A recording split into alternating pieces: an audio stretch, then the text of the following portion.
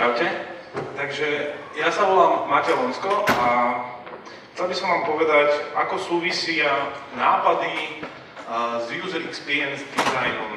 A dneska od rána sme v podstate počuli veľmi veľa zaujímavých tém, v ktorých sa principiálne opakovalo niekoľko slov. Ako napríklad, vyčlente si jednu vec, ktorú budete robiť, nápady, ako ich predám, ako spracovať, ako si zoradiť tasky a podobne. A ja musím povedať, že v podstate, čo sa týka nápadov, ja strašne milujem tú časť, kedy buď niekto príde, alebo ja sám mám nejaký nápad, asi to každý poznáte, hej. Sedíte na záchode, alebo sa sprchujete a zrazu vás niečo napadne a teraz, to je super, akože možno, že by sa to teoreticky dalo aj predať, takže úplne bežíte ku kompu a začnete googliť, či už niekto niečo podobné spravil a hovoríte si, dúfam, že nie. Zistíte, že v podstate nikto nič podobné nespravil, hej? A tak následne, čo nasleduje, je, že začnete mať otázky. A tie otázky v podstate by som mohol rozdeliť do dvoch veľmi jednoduchých kategórií. A tie by boli také, že riešite napríklad, komu o tom poviete, komu o tom nepoviete, ako sa budeme volať a tak. A sadnete si s priateľmi na pivo a poviete im o tom nápade a hovoríte si, že dúfam, že nikto nepoznal nič, alebo nepozná nič, ktoré je podobné tomu, čo som vymyslel ja. No a potom prídu v podstate zložitejšie otázky, keď vám všetci povedia, že je to super nápad, vedia si predstaviť, že máte na to biznis plán, máte jasnú cieľovú skupinu a podobne, tak v princípe sa začnete pýtať veci, ako respektíve ďalší ľudia sa vás začínajú pýtať veci, že ako máš poriešenú architektúru, kto ti bude robiť toto, na akej platforme to postavíme, bude to proste PHP, ako budeme škalovať databázy a milióny ďalších otázok, ktoré sú v podstate skoro vždycky veľmi podobné. A moja rada v tomto by bola takáto. To je v podstate citát z mojej obľúbenej knihy / filmu. Asi ju poznáte, ak nepoznáte, tak doporučujem, celkom slušný anglický humor. A každopádne, netreba panikáriť, pretože vždy, keď máte nejaký nápad, tak principiálne ten proces, ktorým idete, je veľmi podobný. To znamená, že ja mám pre vás otázku. Kto z vás už mal niekedy nejaký nápad? Ja viem, že ste strašne unavení, ale toto je ten okamih, kedy by ste sa mali všetci prihlásiť. Dobre, všetci mali už niekedy nejaký nápad. OK. V podstate, ja to zoberiem úplne z inej strany, aj keď chcem hovoriť o user experience, dizajne, ale keď si zoberiem iba tú prvú časť toho slova, to znamená user experience, každý z nás ako keby robil niečo, čo si vyžadovalo interaktivitu ďalšieho človeka. To znamená, že chcem spraviť večeru pre proste priateľku alebo manželku, musím to naplánovať, musím si spísať veci, čo mám kúpiť, vybrať recept, nebudem vás zdržovať, you got the point. Takže teraz nasleduje taká vec, že čo je vlastne user experience design?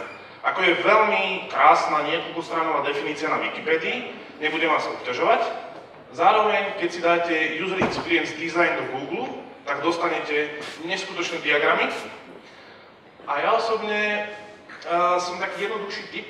To znamená, že mám tendenciu si veci zjednodušovať, aby som im lepšie pochopil, aby som potom ich efektívnejšie dokázal robiť. Takže, user experience design. Hovorím, že je to taká téma, o ktorej by sa dalo hovoriť strašne veľa, spadá potom milión kategórií, milión vecí, ale prejdem absolútne úplne základy, čo to vlastne je a akým spôsobom by vám to mohlo pomôcť zefektívniť váš proces, aby ste šetrili hlavne čas. Lebo toho v tomto prípade asi nebudete mať moc veľa. Takže v podstate poďme na to. Teraz, máte nápad, máte otázky.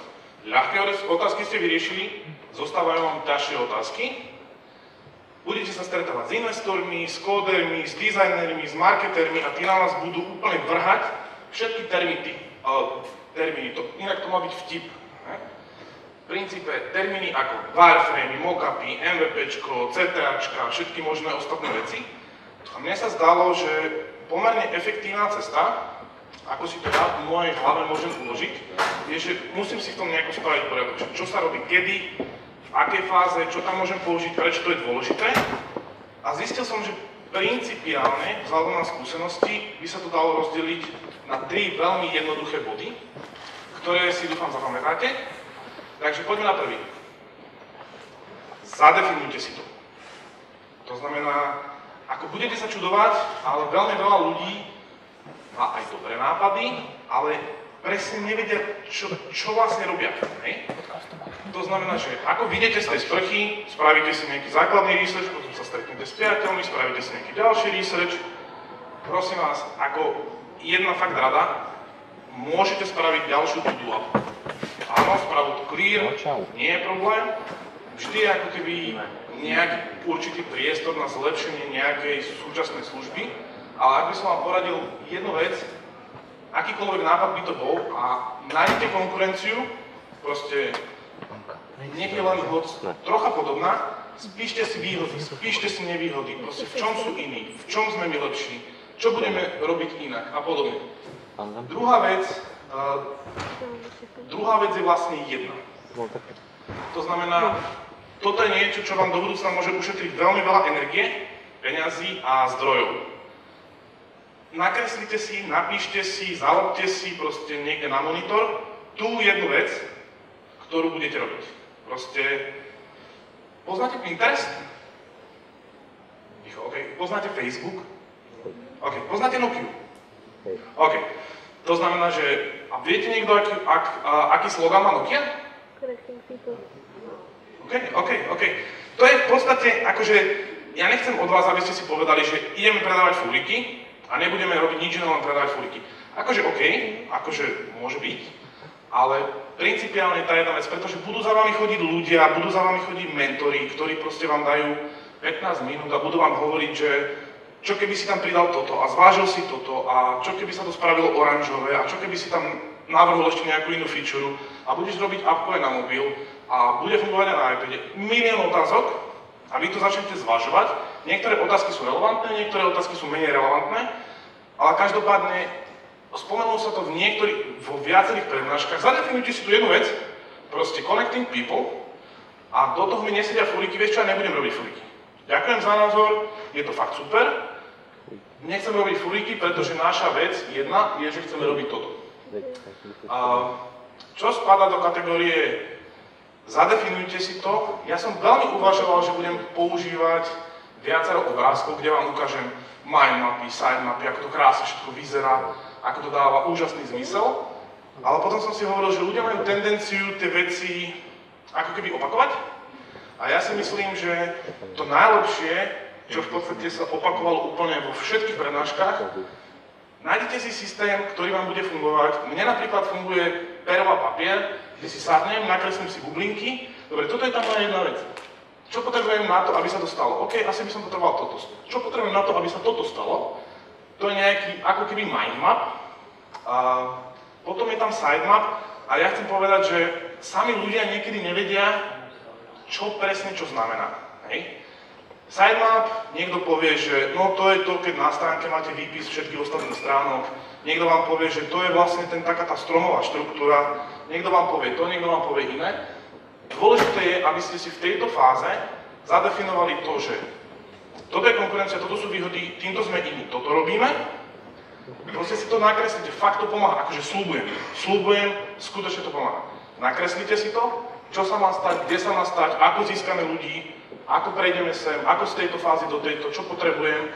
Kľudne aj detálnejšie, ja to napríklad robím takým spôsobom, že začnem zväčša od nejakého sitemapu a dám si, že OK, potrebujem na to, aby sa stalo toto, takúto stránku, hej, že chcem napríklad ľuďom, aby sa mi subscribovali do nejakého newslettera. To znamená, že potrebujem mať stránku, ktorá bude mať nejaký field, ten bude mať nejakú verifikáciu, bla bla bla bla bla. Strašne vám to uľahčí potom neskôr proces, pretože tieto isté otázky sa vás bude pýtať designer, kóder, marketer a všetci ostatní. Z toho vám potom vlastne vznikne informačná architektúra. Ako hovorím, to sú všetko také hrozné termity, ale v princípe vám z toho vznikne zoznam vecí, ktoré by ste mali mať a akým spôsobom ich uložíte na web stránke. Akože nie je to vôbec nič zložité. Posledná vec v tejto časti je MVP. Kto z vás vie, čo je MVP? OK? MVP je v podstate skratka, ktorú znova používajú investori a všetci, čo sa pohybujú v tejto relatívne sprofanovanej časti biznisu, to sú startupy, a to je minimal viable product, a to znamená, že minimálne funkčný produkt. V princípe, to, čo vy dostanete, ideálne, čo by ste dostali, je, že dostanete nejakú mapu vecí, že toto má byť tu, toto bude takáto stránka, toto bude toto fungovať, tuto bude nastavené takéto veci. Potom si sadnete s priateľmi alebo s kýmkoľvek ostatným a vyškrtáte to. To znamená, ako extrémny príklad použijem, dajme tomu, že by som to robil len ja, alebo dajme tomu, že potreboval by som na dokončenie môjho projektu 50 000 eur, ale s 10 by som sa vedel rozbehnúť. Vy potrebujete ako keby mať zadefinované, že toto je to naše minimum, ktoré potom vieme budovať. Lebo možno, že vám na začiatku nikto nedá plnú sumu, ale keď aj investor alebo ktokoľvek ďalší uvidí, že toto má perfektný zmysel, akože 50 litrov je fakt veľa, ale viem si predstaviť 10. Čo viete spraviť za 10? Máte odpoveď. Takže nakreslite si to, spíšte si veci, čo sa má stať, kde sa to má stať, sľubujem, že to uľahčí čas a ideme ďalej. Nakreslite si to v zmysle wireframov a mockupov. To znamená, máte zadefinované veci a teraz, čo sú wireframy a čo sú mockupy? Ono je to troška bordel, pretože niektoré wireframové softvery sa volajú vlastne mockupové softvery a niektoré mockupové vlastne robia wireframy. Ako vôbec to nebudem komplikovať, iba poviem jednoducho, že principiálne je spústa nástrojov, v ktorých sa dajú kresliť čiarky a štvorce. A to, čo potrebujete spraviť, ak robíte nejakú IT službu, hovorím, že nie pre všetky startupy to bude ako keby ideálna vec, lebo akože nový typ kosačky asi robiť v nejakom takomto softveri by nebolo efektívne. Ale každopádne, wireframe a mockupy, čím sa delia, je, že štandardne wireframe je ako keby drátený model web stránky alebo služby. To znamená, ja sa ospravedlňujem, skutočne som nechcel použiť obrázky, pretože je možné, že vy ste to robili takisto. Ale keď si dáte vygoogliť wireframe, tak dostanete milión príkladov, ako čo sú možnosti. Ako som spomínal predtým, ja používam pero a papier, potom neskôr to dám do digitálnej podoby a sfunkčním to. Takže späť ku wireframeom. Sú high fidelity, low fidelity. To, čo to znamená, je, že na tú prvú fázu vám v podstate úplne stačí, keď si nakreslíte štvorčeky, že OK, tuto budem mať nejaké menu, potrebujem ľudí, aby sa prihlasovali, to znamená, musí tam byť nejaký login, musí tam byť nejaký obsah, musím nejako komunikovať tú jednu správu, čo robím. Musia tam byť nejaké SEO texty, ako na našiel proste Google, blablabla, nejaké obrázky, feature a tak ďalej. A potom môžete spraviť high fidelity, to znamená, že s vysokým detailom, to znamená, že dáte tomu nejaké farbičky a tak. A mockupy, čo sa globálne rozumie pod mockupmi, je sťaby design, to znamená, dáte tomu nejaké farby, nejaké tieňovanie. Nemusí to byť nevyhnutne nič záväzné, ale principiálne. To znamená, že máme tú mapu, toto chceme robiť, potom máme zoznam vecí, ktoré sa majú stať, začíname v druhom kroku kresliť, ako to zhruba bude vyzerať. Hovorím, že ak toto budete robiť, tak v princípe, ako to budete kresliť, tak budete prichádzať na veci, že aha, toto by tu bolo dobre mať, ale vôbec sme na to nemysleli. Ale vidím, teraz keď to vidím, že mi to tu chýba, lebo v podstate tí ľudia to nemajú nejako ako sharenúť, alebo vidím, že sme nemysleli na to, že tam potrebujeme mať galériu, alebo že tam potrebujeme mať videá, alebo že tam potrebujeme mať čokoľvek iné. No a do akého detailu pôjdete je úplne čisto na vás. No a teraz sa dostávame k poslednej časti. Preklikajte si to. A ak môže byť úprimný? Musíš. Dobre. A ja som v podstate odfailoval väčšinu mojich projektov, pretože som nerobil jednu z týchto vecí, alebo viacero z týchto vecí. Takže ako neberte to tak, že vám hovorím z pozície, že mám 180 úspešných projektov a takto to funguje. Ja vám hovorím, že toto je to minimálne minimum, čo by ste mali robiť, aby ste to nevyfailovali za mesiac, za dva. Takže preklikajte si, to súvisí s tým, že je nesmierne jednoduché spraviť prototyp.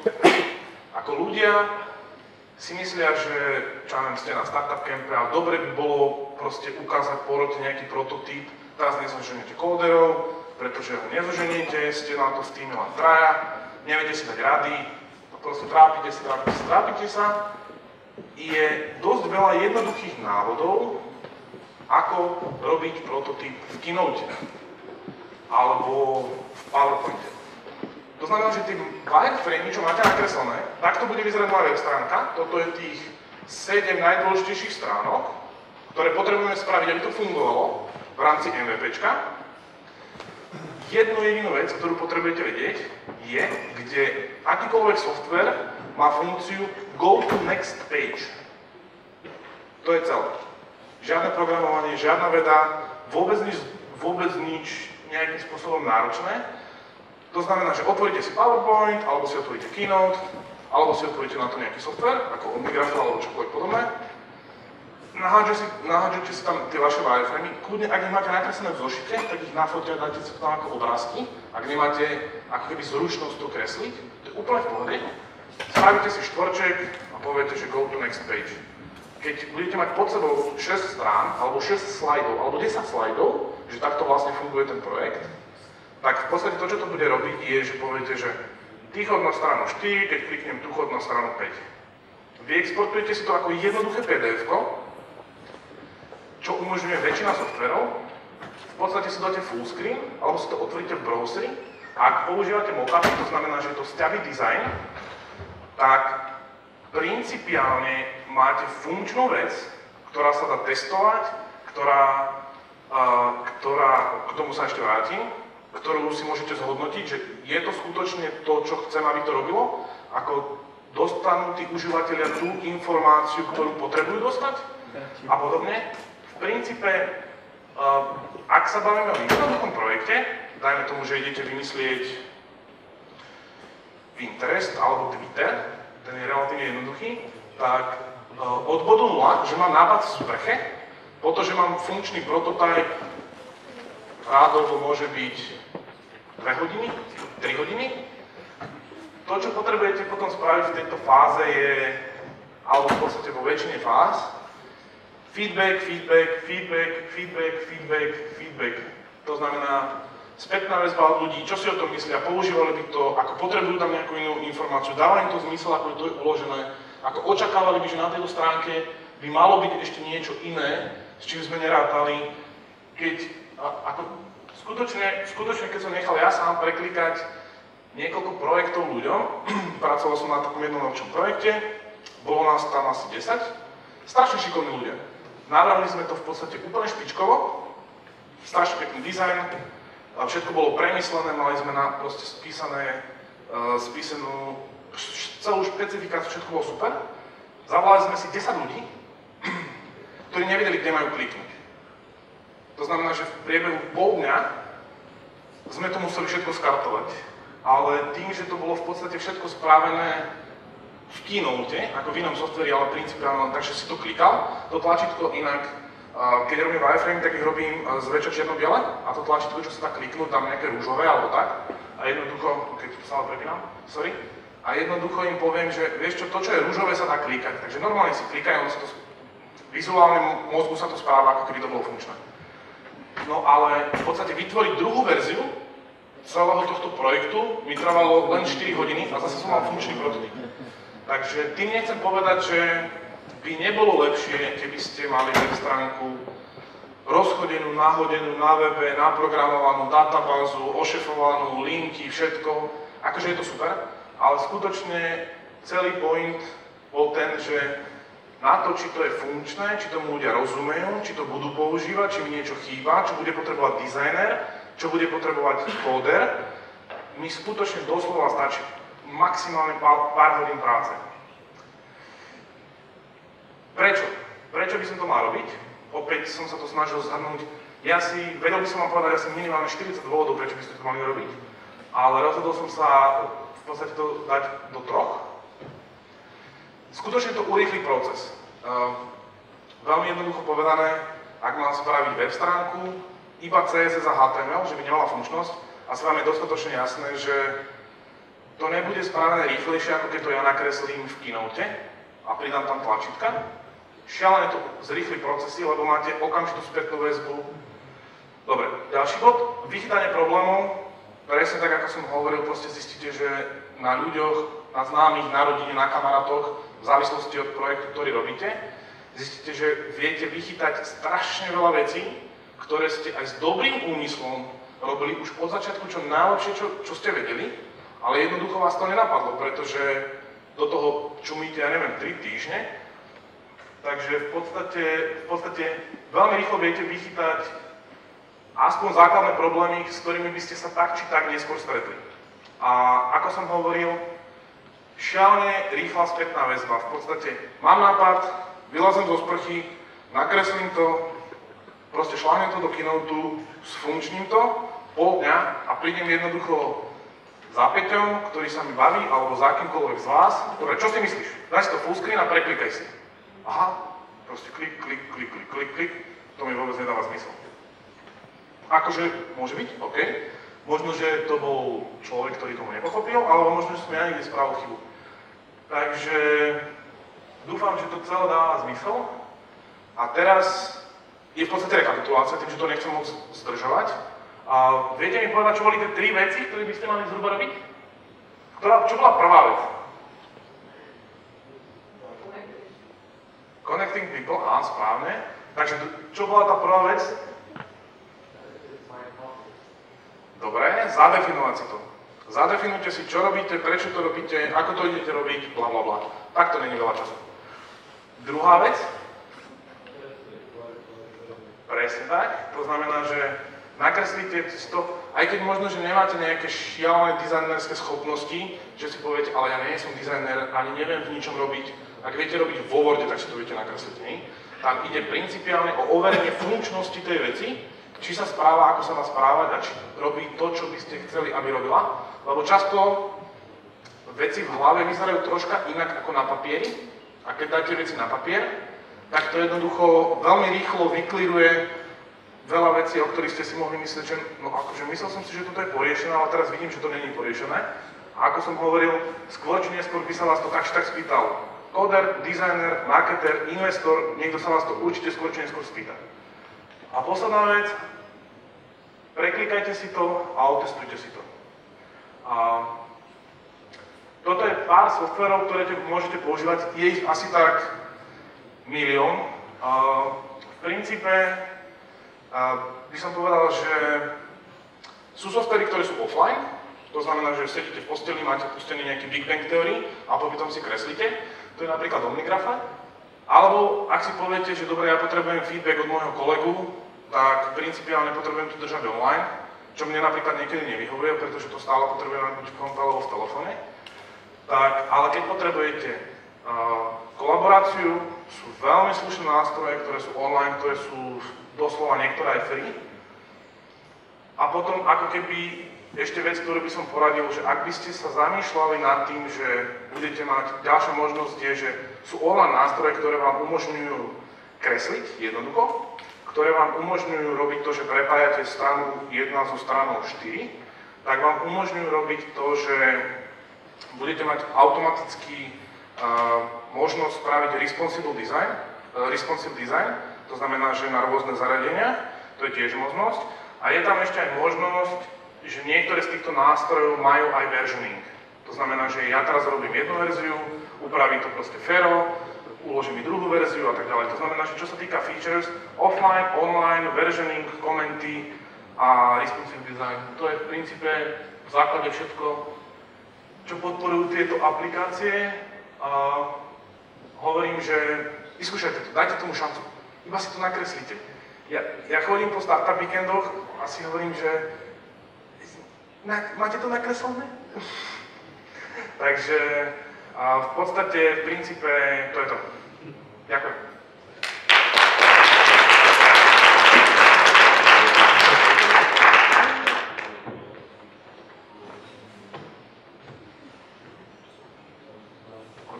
Pekne, mám ti prečítať otázku?